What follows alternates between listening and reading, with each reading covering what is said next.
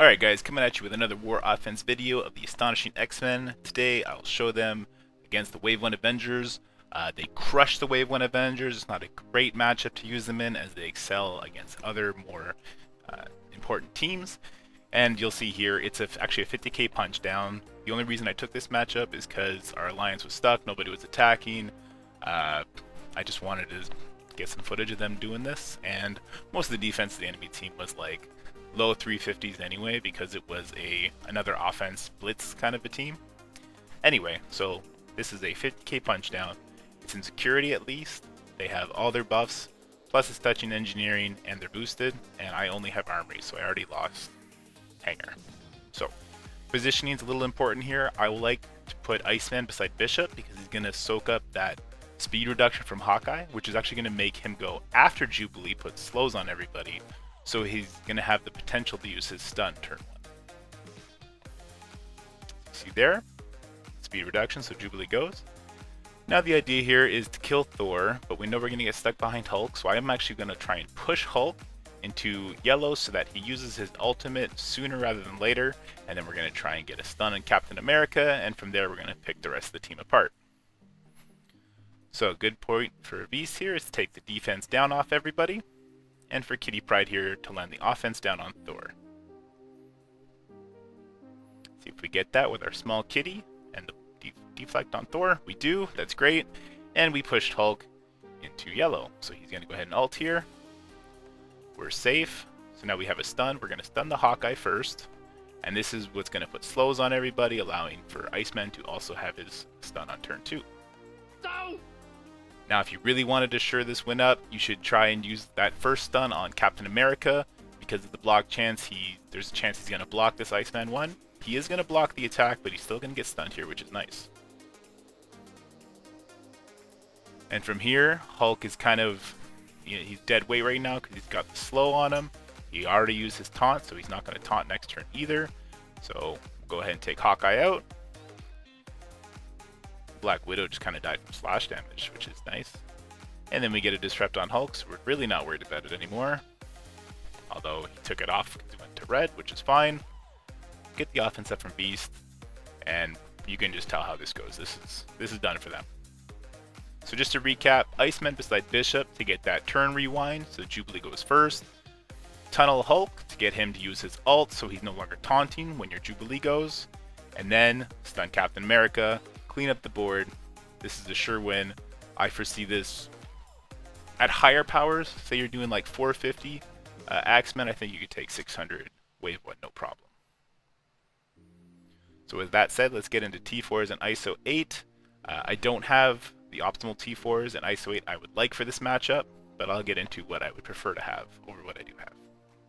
So we'll start with Kitty Pryde. I don't have the basic. I would love to have this basic done, simply to peel off more buffs in case we do get stuck behind that Hulk and we can't peel the taunt off in time. We can't get him to use his ultimate, to drop the taunt, to let us get to Captain America. And of course the passive. You're going to want Kitty's passive in all modes for Axemen. I have her as a healer right now.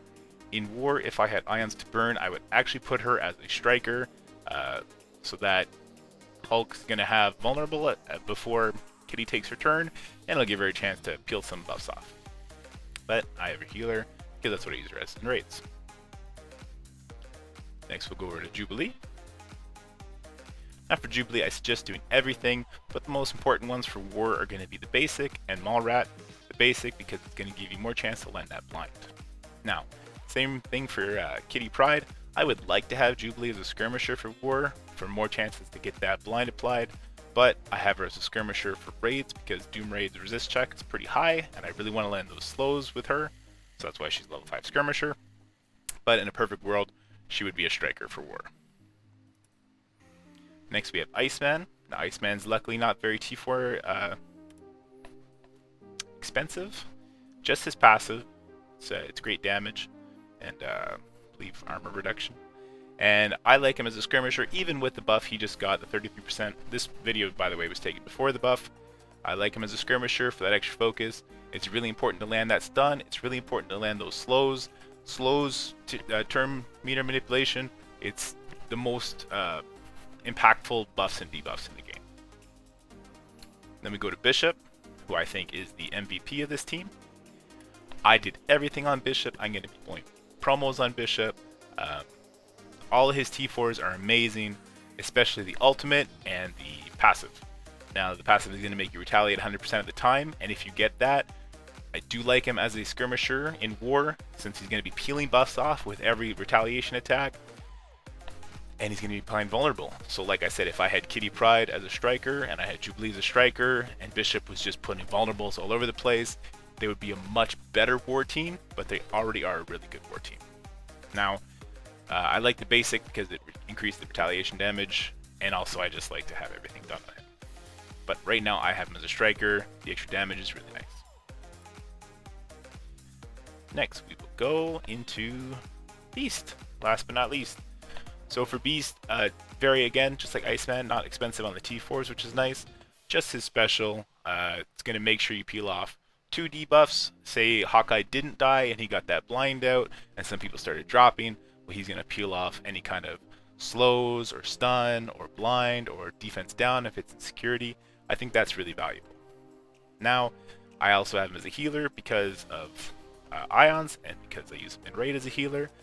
You could make an argument to put him as a skirmisher or striker just to peel off more buffs with his basic or to apply more vulnerables. However, I think there's enough of that on the team, especially if you did what I would suggest with the other members for war. Kind of redundant. So I like him as a healer. So guys, I hope you found that helpful. Next, I'll try and get Axeman against Asgard. Spoiler alert, it's just like Symbiotes. You can punch up 150k so long as you can survive the Hela's attack. So, I'll see you guys next time. Have fun.